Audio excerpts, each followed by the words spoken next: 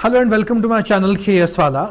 As we have completed the polity, this section for the month of June 2024. So next section which I have decided to take up, that is the section of economy, because we know that these four core components are there, be it polity, economy, history and geography. तो ये बहुत ही basic components है जहाँ पे you know that आपके पास एक basic knowledge होनी चाहिए, तभी आप बाकी जाके इंटरनेशनल रिलेशंस हो या बाकी जो भी सोसाइटी सिक्योरिटी वो चीज़ें समझ पाते हो. So that is why I chose this economy to be discussed this after the polity.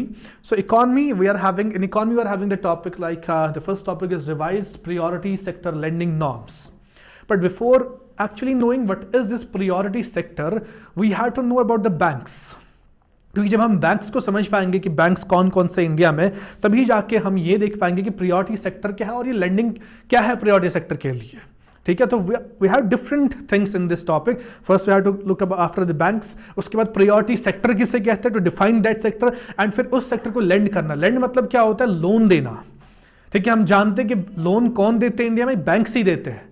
That is why we need to understand the structure of banking in the India. So कौन कौन से banks हैं, और फिर हम इसी पे देखेंगे प्रियोरिटी सेक्टर किसको बताया गया है, और इन्हीं बैंक्स को उनके लिए क्या नॉर्म्स है. जैसे इसमें नॉर्म्स ही देखने में क्या नॉर्म्स बनाए गए हैं बैंक्स के लिए ताकि वो इस प्रियोरिटी सेक्टर को लेंड करे. That is the actual topic, priority sector lending norm. इनको रिवाइज किया गया है. But before that I would like to discuss the types of banks. एक बैंक क्या है, एक बैंक एक ऐसी एंटिटी है जहां पे आप पैसा रखते हो, डिपॉजिट करते हो, और जो लोगों को लोन प्रोवाइड करता है उसी पैसे से. बैंक कहीं से अपना पैसा नहीं लाता फिर लोगों को देता. वो क्या, जो हमने पैसे डिपॉजिट किए उस बैंक में, उसी पैसे को एज ए लोन दिया जाता है. लेकिन पहले क्या होता था कि बैंक्स में लोन, ये जो ही प्राइवेट बैंक्स होते थे, ये लोन बस अपने जानकार लोगों को देते थे, जिसकी वजह से after independence bank nationalisation act भी आया था, जिसकी वजह से सरकार ने अपने कंट्रोल में बैंक लिए ताकि पैसा जो है, जो एज अ लोन दिया जाता है, ये सबको मिले. ऐसा ना हो कि कुछ लोगों को मिले, कंसंट्रेशन ऑफ वेल्थ हो जाए. क्योंकि कहीं ना कहीं पे ये हमारे फंडामेंटल राइट्स को भी वायलेट कर रहा था कि अगर कंसंट्रेशन ऑफ वेल्थ हो रहा है. इसीलिए उस टाइम पे नेशनलाइजेशन ऑफ बैंक्स भी हुआ था, जहां पे बैंक्स को सरकार ने अपने कंट्रोल में लिया था. तो प्रॉब्लम यही थी, जो बैंकिंग सेक्टर है इसमें फिर डिफरेंट टाइप्स ऑफ बैंक्स देखे गए. कौन से बैंक्स है, फॉर एग्जांपल जो पहला टाइप है, जो बेसिक टाइप है, that will be commercial bank.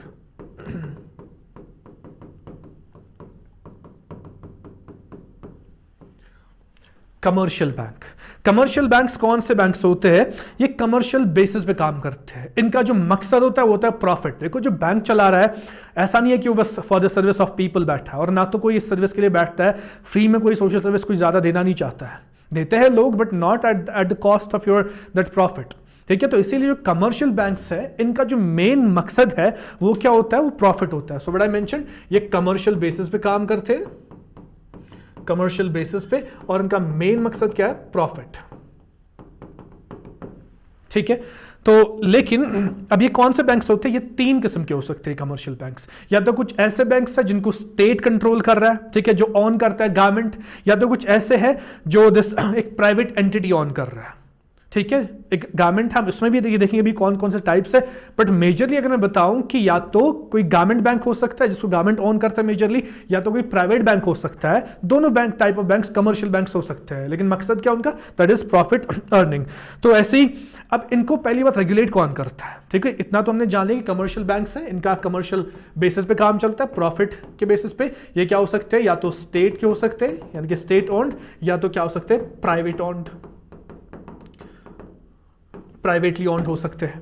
ठीक है, और रेगुलेट, अब देखो जो बैंक्स है इंडिया में, इन बैंक्स को रेगुलेट कौन करता है, इनके लिए एक एक्ट लाया गया था. ठीक है, ये कौन सा एक्ट था, that was banking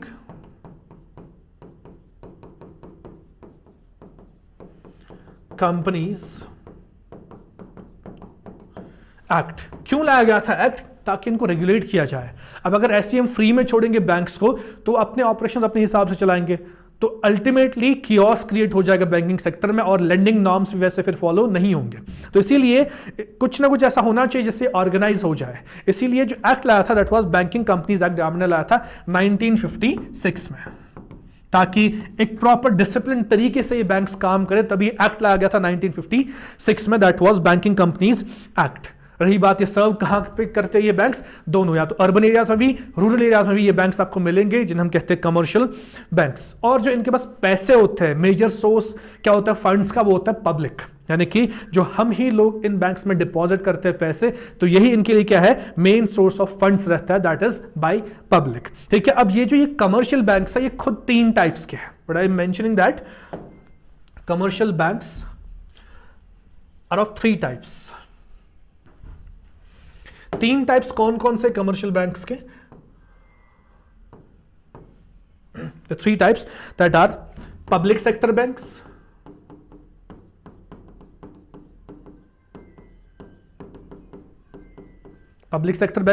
second is private sector banks,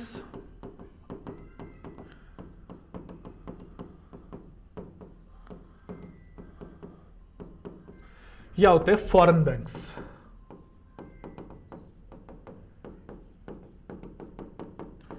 foreign banks, these are the basic 3 types of commercial banks. बहुत ही इंपॉर्टेंट है, बेसिक्स है बैंकिंग के बारे में। सो अगर आपको ये चीजें पता चल गई टाइप्स ऑफ बैंक्स, तो आप कोई भी टॉपिक इजीली फिर समझ सकते हो। It's not only about priority sector lending, it's about आप बाकी टॉपिक्स भी आराम से सीख सकते हो if you know this about this the banking system of India.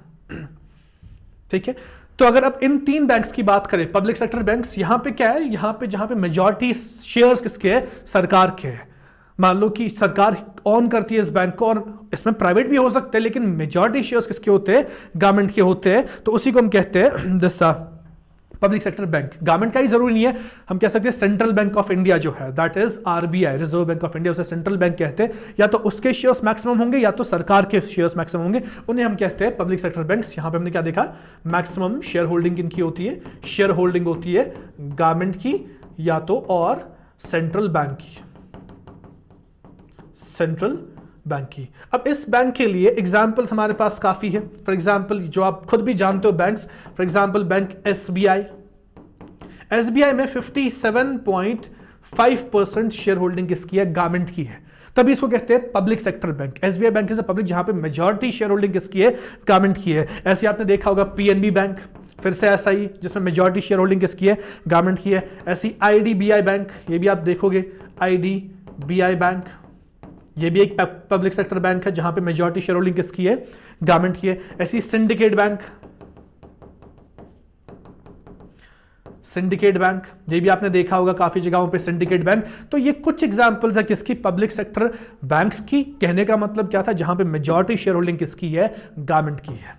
तो ऐसे इसका उल्टा आएगा क्या, प्राइवेट सेक्टर बैंक्स, जहां पे मेजॉरिटी शेयर होल्डिंग किसकी है, प्राइवेट एक ऑर्गेनाइजेशन की या किसी प्राइवेट इंडिविजुअल की। अगर मेरा कोई बैंक है, मान लो कि मेरे बैंक में 20% शेयर्स गवर्नमेंट किया और 80% शेयर्स मेरे, मैं इसको कहूंगा प्राइवेट सेक्टर बैंक। ठीक है, तो इसमें एग्जांपल्स क्या, जैसे आपने देखा होगा एक्सिस बैंक, ठीक है, ये एक प्राइवेट सेक्टर बैंक है। ऐसी एचडीएफसी देखा होगा आपने, एचडीएफसी बैंक। ऐसी आईसीआईसीआई बैंक, ठीक है, ये भी क्या है, एक प्राइवेट सेक्टर बैंक है। यस बैंक आपने देखा होगा, ये बाहर ज्यादा होते हैं, यस बैंक। अच्छा, आईडीएफसी बैंक, ये भी जो है, ये भी क्या है, एक प्राइवेट बैंक है। और इससे बढ़कर जो हमारे अपने यहाँ पे यूटी का है J&K बैंक, वो भी एक प्राइवेट सेक्टर बैंक ही है। ठीक है, यहां पे एक्चुअली जो ये बैंक था, ये असल में इनकॉर्पोरेट किया था किसने, बाय महाराजा हरी सिंह इन 1938 J&K बैंक इनकॉर्पोरेट किया गया। तो उसमें मेजॉरिटी शेयर होल्डिंग किसकी थी, इसी महाराजा हरी सिंह की। That is why from that day it's actually the private sector bank which is the J&K bank. So it was information for you that our own bank in this UT of J&K is actually the private sector bank. कहा क्या मैंने private sector bank के बारे में, जहां पे majority share holding किसकी होती है, एक प्राइवेट इंडिविजुअल की होती है। ऐसा नहीं कि 100%, वो भी हो सकता है, लेकिन अगर मान लो कि 20% गवर्नमेंट की शेयर होल्डिंग है, तब भी उसको हम कहेंगे प्राइवेट सेक्टर बैंक ही। तीसरा कौन सा है, फॉरेन बैंक्स। फॉरेन बैंक्स कौन से है, कुछ ऐसे बैंक जिनकी हेडक्वार्टर्स कहीं बाहर मुल्क में है। मान लो इंडिया से बाहर कोई ऐसा बैंक है जिसका हेडक्वार्टर यूएस में है, ऑस्ट्रेलिया में है, ठीक है, अगर कोई ऐसा बैंक है तो उसका लेकिन ब्रांच इंडिया में होगा। हेडक्वार्टर, आप देखो headquarter is the main thing, headquarter किसी और कंट्री में, इंडिया से बाहर, लेकिन उसका ब्रांच जो है कहां पे, हमारी कंट्री में, ऐसे बैंक को हम कहते हैं क्या, फॉरेन बैंक। इसकी एग्जांपल क्या हम लेंगे, जैसे सिटी बैंक आपने देखा होगा, सिटी बैंक, ठीक है, ये एक फॉरेन बैंक है यहां पे। ऐसे HSBC बैंक, HSBC बैंक ठीक है, ये एग्जाम्पल्स किसकी है, फॉरेन बैंक्स की। इस टाइम पे ऑलमोस्ट 40 फॉरेन बैंक्स इंडिया में काम कर रहे हैं, जिनके हेडक्वार्टर्स बाहर अलग अलग कंट्रीज में है, लेकिन उनका ब्रांच कहां पे है, इंडिया में। तो इनको कहते हैं हम कौन से बैंक्स, फॉरेन बैंक्स। तो ये था कमर्शियल बैंक्स। मैंने पहले ही कहा कमर्शियल बैंक्स क्या है, ये वो है जो प्रॉफिट ओरिएंटेशन पे काम करते हैं, और एक you can say that state का भी हो सकता है और प्राइवेट भी हो सकता है, ठीक है। और इनफैक्ट फॉरेन भी हमने देखा, फॉरेन बैंक भी क्या है, कमर्शियल बैंक, जिनका मेन मकसद क्या है, कमर्शियल पर्पस के लिए वो यूज होते हैं। तो हमने इसके तीनों टाइप्स देखे, कमर्शियल बैंक क्या है। होप कि this is clear for you that what are the commercial banks, और कमर्शियल बैंक्स के तीन टाइप्स क्या है, public sector bank, private sector bank and foreign banks. चाहे वो रूरल एरिया हो चाहे वो अर्बन एरिया हो, दोनों जगहों पे सर्व करते हैं द कमर्शियल बैंक्स। इसके बाद नेक्स्ट टाइप जो है बैंक्स का, वो कौन सा है,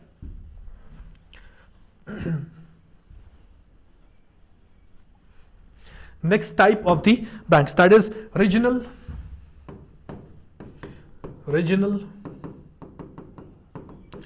rural banks। Regional rural banks कौन से है, पहली बात ये एस्टैब्लिश कब किए गए, 1975 में, यानी कि आजादी के काफी टाइम बाद these banks were establish in 1975, ठीक है। और इनके लिए जो एक्ट बनाया गया था दैट वाज इसी नाम से, रीजनल रूरल बैंक्स एक्ट 1976 में इनकॉर्पोरेट किए गए थे, एस्टैब्लिश किए गए थे 1975 में। फिर इनको ऑर्गेनाइज करने के लिए, एज आई मेंशन, जब भी बैंक बनाया तो उनको ऑर्गेनाइज करना पड़ता ताकि नॉर्म से बाहर न चला जाए बैंक। तो 1967 में क्या आया था, regional rural banks act of 1976, समझ गए आप। तो ये जो बैंक्स है ये क्या एक्चुअल में, ये क्यों बनाए गए, ताकि जो रूरल है, रूरल एरियाज, वहां से सर्व अच्छे से कर पाए बैंक्स, इसी के लिए बनाए गए थे। लेकिन यहां पे क्या है, इसमें क्या है कि दैट दिस प्राइवेट एंटिटी का कोई रोल नहीं है, ये एक जॉइंट वेंचर होता है। जॉइंट वेंचर का मतलब क्या है कि इसमें सरकार ही इन बैंक्स को एस्टैब्लिश करती है, कि सरकार ही पैसा प्रोवाइड करती है इन बैंक्स को। फॉर एग्जांपल कि जॉइंट वेंचर किन के बीच में होता है, सेंट्रल गवर्नमेंट, सेंट्रल गवर्नमेंट का शेयर इसमें होता है 50%।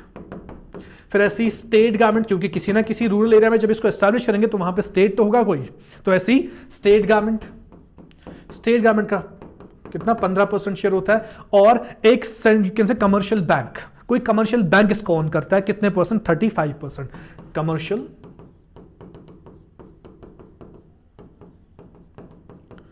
बैंक वो कितना देता है, 35%, यानी कि पैसे भी यही देते हैं। 50 पर मान लो कोई एक रीजनल रूरल बैंक है, उसमें पैसा है 100 करोड़, 100 करोड़ में से 50 crore will be provide by central government, 15 crore will be provide by the state government and 35 crore will be provide by the commercial bank, जो भी कमर्शियल बैंक किसी रीजनल रूरल बैंक को ओन करता है या उसको स्पॉन्सर करता है, ठीक है। तो इसमें जो फंड्स है वो वहां कहां से आते हैं, इन तीन सोर्सेज से, ठीक है। और ये बैंक, सही बात, ये एस्टैब्लिश क्यों किए गए ये बैंक्स, बिकॉज ताकि दो सेक्टर्स को कंसेशनल क्रेडिट मिले, एक तो एग्रीकल्चर को और रूरल सेक्टर्स, जो भी गांव में काम होते हैं, it's not only about agriculture, बाकी भी काफ़ी can say that small cottage industries are there, जो भी काम कर रहे हैं रूरल सेक्टर्स जो भी है, उनको कंसेशन पे लोन्स प्रोवाइड करना या उनको क्रेडिट प्रोवाइड करना कंसेशनल रेट्स पे, वही मकसद था किनका, रीजनल रूरल बैंक्स का, जो कब एस्टैब्लिश किए गए 1975 में, ठीक है। तो फॉर एग्जाम्पल अगर मैं if I will provide the example of this bank, of these banks, example क्या होंगी इसमें,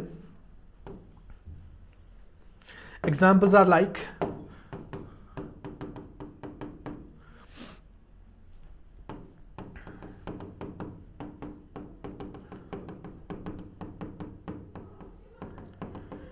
ये बैंक भी आपने देखा होगा, इलाकाई देहाती बैंक, ठीक है।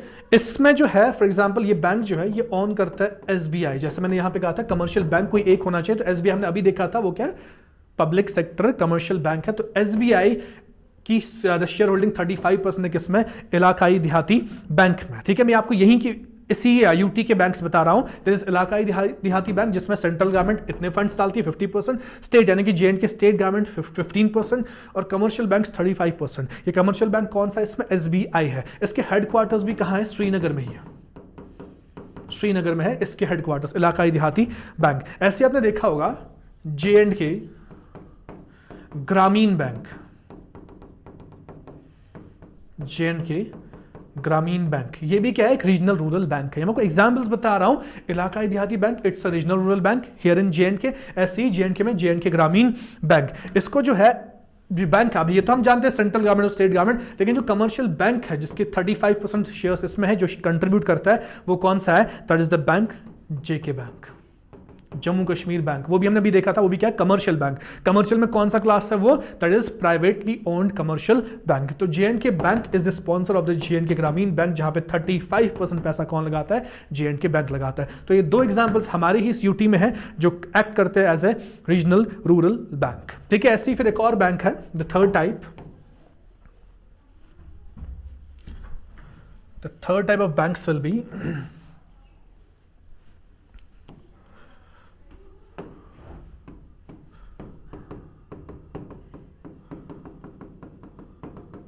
small finance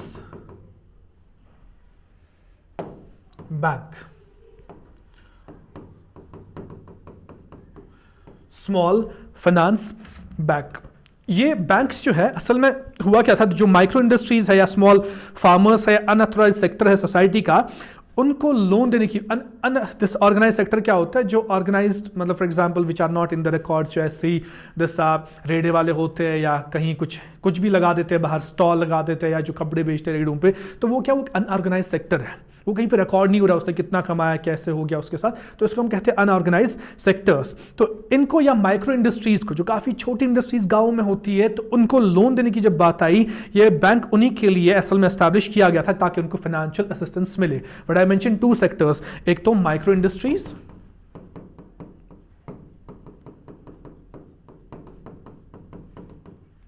ठीक है, एंड अनऑर्गेनाइज्ड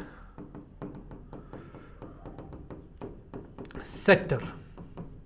अनऑर्गेनाइज सेक्टर, मैं फिर से कह रहा हूं, अनऑर्गेनाइज सेक्टर क्या है? जो पर्टिकुलरली रिकॉर्ड नहीं हो रहा इकोनॉमी में, जिनका पता नहीं कि कितना कमाया। आप देखो फॉर एग्जांपल गवर्नमेंट एम्प्लॉयज, उनका रिकॉर्ड होता है कि कितना आया सैलरी, कितना टैक्स भरा, वो क्या ऑर्गेनाइज सेक्टर है। अनऑर्गेनाइज सेक्टर जिनके कोई पर्टिकुलरली रिकॉर्ड्स नहीं होते, उसे हम कहते हैं अनऑर्गेनाइज सेक्टर। तो इन दो के लिए, या स्मॉल फार्मर्स, एक और कैटेगरी है small farmers,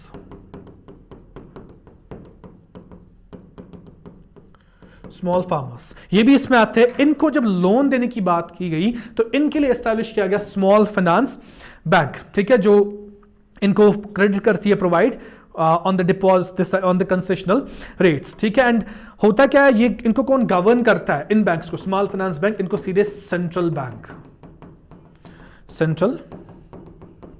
bank of the country, हमारे लिए क्या है वो? Central bank, reserve bank of India, ठीक है। ऐसी ये जो बैंक्स है, ये जो आरबीआई इन बैंक्स को देखती है, और इसमें पैसे कहां से आते हैं? इसमें जो है एक तो सेविंग भी करते हैं लोग इन स्मॉल फाइनेंस बैंक में, जैसे यही लोग ये सेविंग भी करते हैं इस बैंक में। एक तो इनकी जो सेविंग्स होते हैं, और प्रमोटर्स एंड कॉन्ट्रीब्यूटर, जैसे सेंट्रल बैंक इसका प्रमोटर या कॉन्ट्रीब्यूटर है, वो भी इसमें पैसे डालते हैं, तब जाके लोन देते हैं किनको? तीन कैटेगरीज को, माइक्रो इंडस्ट्रीज को, अनऑर्गेनाइज सेक्टर को, और स्मॉल फार्मर्स को। For this purpose the small finance banks were been established. तो इसके बाद नेक्स्ट जो बैंक है, नेक्स्ट टाइप जो है इन बैंक्स का, that will be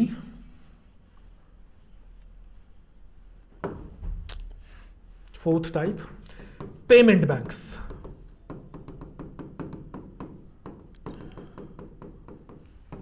that will be payment banks.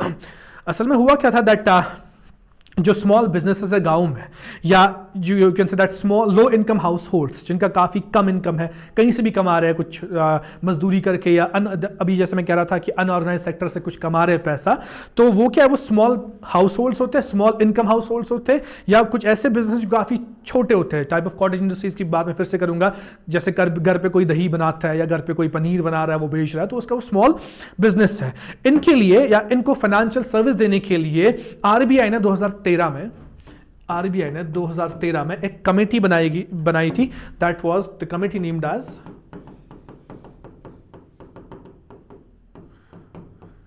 Nachiket Mor committee. किनके लिए? एक तो स्मॉल बिजनेसेस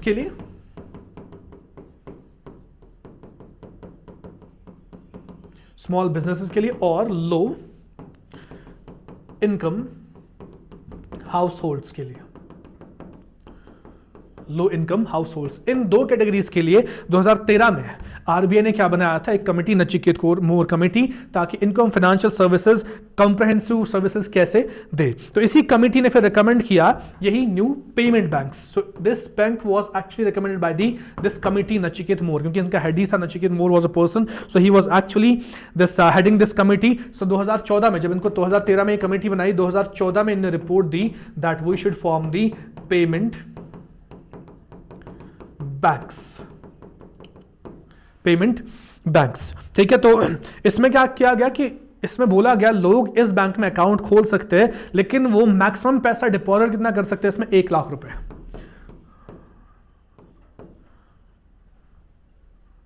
हाँ, लेकिन maximum deposit 1 lakh rupees into the payment banks. ठीक है, और इसमें इस बैंक में ना तो लोन मिल सकता है, क्योंकि ये बस क्या है, सेविंग आप कर रहे हो वहां पे, आप वहां पे डिपॉजिट कर रहे हो, आप बस सेविंग वहां पे कर रहे हो, ना तो पेमेंट बैंक आपको लोन देगा,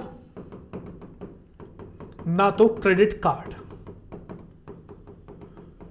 ना तो लोन, ना तो क्रेडिट कार्ड। ठीक है, तो मिलेगा क्या वहां पे, ऑनलाइन बैंकिंग फैसिलिटी मिलेगी, मोबाइल बैंकिंग फैसिलिटी मिलेगी, एटीएम्स आपको मिलेंगे, तो ये सब फैसिलिटीज आपको इन बैंक से मिलेंगे, but there will be no loan, no credit card. इसमें डिपॉजिट कौन करते हैं, यही कौन, small business and low income household जो है वो डिपॉजिट कर सकते हैं इन अकाउंट्स में, इन पेमेंट बैंक्स में पैसा, लेकिन मैक्सिमम कितना, up to the 1 lakh rupees. ठीक है, you can't apply for loan, you can't get the credit card from this banks, but what you can apply for, ATM card आपको मिलेगा, मोबाइल बैंकिंग सर्विस मिलेगी आपको, ऑनलाइन बैंकिंग सर्विस, सब चीजें ये provide आपको करेंगे। इसके एग्जाम्पल आपको अगर मैं बताऊं, एग्जाम्पल्स कौन कौन सी है, जैसे example Airtel payment bank,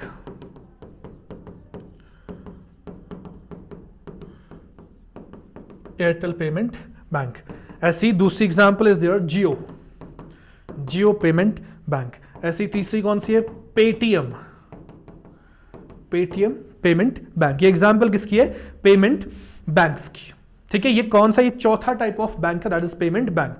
I hope कि आपको क्लियर हो रहा हो ये बैंक्स कौन कौन से टाइप के हैं और इनका मकसद क्या है, बिकॉज ये बहुत ही इंपॉर्टेंट है समझना हमारे पहले टॉपिक के लिए, which is the priority sector lending. जब आपको ये बैंक्स का पता होगा तभी आपको प्रायोरिटी सेक्टर समझ आएगा, तभी आपको समझ आएगा कौन सा बैंक जो है कितना लेंड कर सकता है उस प्रायोरिटी सेक्टर को। Fourth type of bank will be cooperative bank.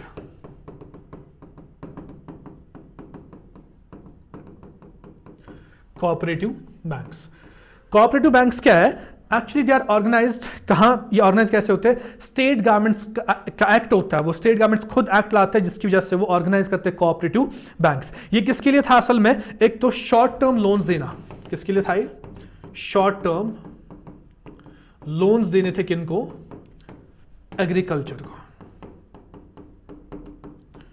Agriculture and इसके साथ साथ अलाइड एक्टिविटीज, यानी कि the activities which are associated with agriculture, एक तो एग्रीकल्चर और अलाइड एक्टिविटीज, इन सबको क्या देना, short term loan. Short term loans के लिए का मतलब क्या, 1 साल तक का लोन देना उनके लिए। ठीक है, तो इसके लिए क्या बनाए गए थे, कोऑपरेटिव बैंक्स, इन एक्टिविटीज के लिए। तो आपको यही याद रखना है किन किन के लिए, एक तो एग्रीकल्चर और अलाइड एक्टिविटीज। कभी ये भी पूछे जाते हैं कि cooperative banks were established for which of the following purposes, तो you have to be known about these are things, किसके लिए बनाए गए थे कोऑपरेटिव बैंक्स। अब ये 3 टायर स्ट्रक्चर फॉलो करते हैं कौन, कोऑपरेटिव बैंक्स। एक तो होता है, ये कहां पे होता है, स्टेट कोऑपरेटिव बैंक, यानी कि स्टेट कोऑपरेटिव बैंक, ये कहां पे होता है, स्टेट लेवल पे, स्टेट लेवल पे होता है स्टेट कोऑपरेटिव बैंक। ऐसी डिस्ट्रिक्ट और सेंट्रल कोऑपरेटिव बैंक, डिस्ट्रिक्ट और सेंट्रल कोऑपरेटिव बैंक, ये कहां पे, ये वहीं से बता रहा है किस लेवल पे, डिस्ट्रिक्ट में होता है, डिस्ट्रिक्ट लेवल पे। सेंट्रल यहां पे स्टेट नहीं समझना, सेंट्रल यानी कि डिस्ट्रिक्ट की बात हो रही है, तो डिस्ट्रिक्ट या सेंट्रल कोऑपरेटिव बैंक किस लेवल पे होता है, डिस्ट्रिक्ट लेवल पे। तीसरा जो इसका टाइप है that is primary agricultural cooperative bank,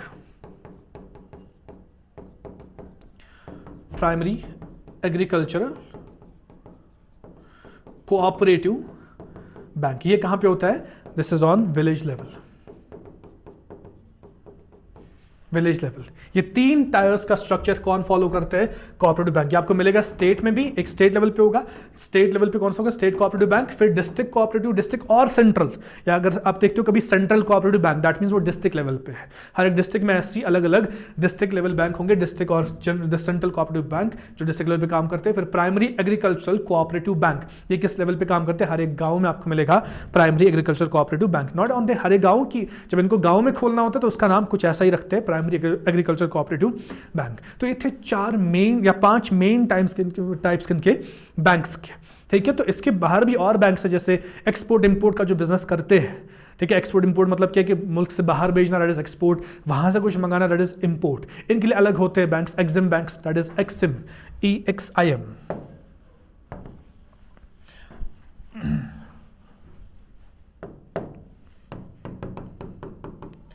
Exim bank, so export import, but we are not concern with these banks right now, ये हम आगे देखेंगे जब हमें टॉपिक मिलेगा इन पे। बट फिलहाल के लिए जो मैंने 5 बैंक्स आपको मेजर बैंक समझा है, उसमें से भी 4 ही हमारे अभी इस टॉपिक के काम आएंगे। So you know how to know about these banks, ये बैंक्स कैसे आए और उनका काम क्या है, कहाँ से फंड्स आते हैं, तो ये सब चीज़ें। अब यहाँ जैसे लास्ट पे कोऑपरेटिव बैंक में डिस्कस किया, तो यहाँ के फंड्स कैसे आते हैं, ये खुद ही जो मेंबर्स होते हैं इस बैंक के वही डिपॉजिट करते हैं वहाँ पे पैसा, तो वही उनके सोर्स ऑफ फंड्स होते हैं। तो that was all for today. आज मैंने आपको बताया टाइप्स ऑफ बैंक्स। अब हम कल समझेंगे प्रायोरिटी सेक्टर क्या है और प्रायोरिटी सेक्टर जो लेंडिंग है ये कैसे होती है, किसको हम प्रायोरिटी सेक्टर कहते हैं। Everything will be discussed in the next class. Thank you for today, take care.